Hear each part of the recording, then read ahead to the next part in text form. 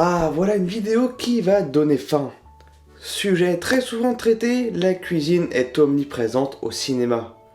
Qu'il s'agisse d'un élément secondaire qui permet aux personnages de s'occuper, de montrer leur quotidien, leurs habitudes, d'occuper leurs mains, ou qu'il s'agisse au contraire du sujet principal du film, le cinéma a toujours donné une attention très particulière à la cuisine. Mais pourquoi un tel attrait pour la nourriture ? Mettre en scène la cuisine au cinéma est un défi de taille, puisqu'il s'agit de traduire le goût et les odeurs dans un art visuel et sonore. Et la gastronomie est très visuelle. Nous avons tous déjà eu envie de goûter au plat des studios Ghibli, ou encore le célèbre plat de Ratatouille. La gastronomie est pleine de couleurs et de formes, et remplit déjà les conditions pour être cinématographiquement attrayant. Mais s'il y a bien un point commun entre la cuisine et le cinéma, c'est bien le rythme. Et tout ça passe par le montage.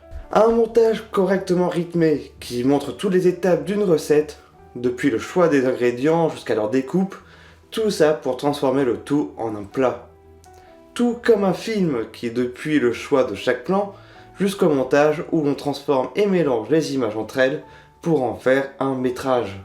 La cuisine et le cinéma sont donc intimement liés par le rythme, leur dynamisme, et parce qu'il permet d'offrir une variété énorme de plats, hauts en couleurs et en forme. La cuisine et le cinéma ont un autre point commun, au-delà du rythme, c'est aussi son rapport au monde. Il existe un nombre infini de plats et autant de manières de les mettre en scène. Mais pourquoi est-ce que la nourriture est-elle si importante au cinéma ? Tout d'abord parce que la nourriture est un élément vital à chaque être vivant. Installer la nourriture au sein de l'écran, c'est donc avoir la possibilité de mettre en scène son besoin de survie. Dans bon nombre de films où la survie est de mise, la nourriture devient un élément central de l'histoire. Comment s'en procurer, comment la cuisiner ?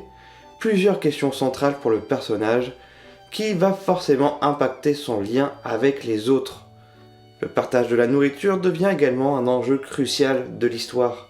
Mais ce qui rend la cuisine si particulière, c'est aussi parce qu'il est un élément culturel fort. L'identité culturelle des personnages peuvent très bien être représentées à l'écran. Montrer la manière qu'a des personnages de se nourrir, de cuisiner, c'est aussi un moyen de pouvoir l'identifier aussi bien socialement qu'individuellement.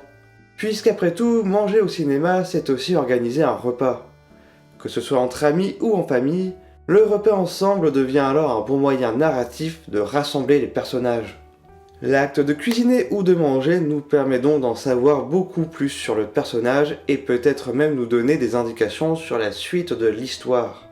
La cuisine et la nourriture occupent un personnage, ce qui permet notamment de dynamiser une scène de dialogue et de la rendre beaucoup plus visuelle. Il n'est donc pas étonnant de voir beaucoup de scènes se dérouler dans un restaurant. Le lieu y est vivant, reconnaissable et permet de situer la scène. Mais la nourriture permet également de porter une critique sociale. La nourriture et la cuisine, à travers la haute gastronomie, peut tout aussi bien représenter une esthétique très belle, épurée, comme dans Ratatouille, où un jeune rat rêve de devenir un grand chef étoilé. La nourriture peut également devenir le point de rencontre de personnages diamétralement opposés, permettant la création de scènes comiques, comme dans la cuisine au beurre. Mais la nourriture et la cuisine peuvent aussi représenter une part moins belle de la société. Dans La Grande Bouffe par exemple, racontant le suicide collectif de 4 amis décidant de se goinfrer jusqu'à ce que mort s'ensuive, met en avant les dérives et les névroses de la société. Plus récemment, le film La Plateforme évoque l'accès à la nourriture et devient alors une métaphore de l'accès aux richesses et aux besoins primaires de chacun. La nourriture et le cinéma sont donc deux moyens très différents de nous faire voyager. Représenter la cuisine à l'écran devient donc un défi de taille, mais qui permet justement de jouer sur nos sens et sur notre mémoire.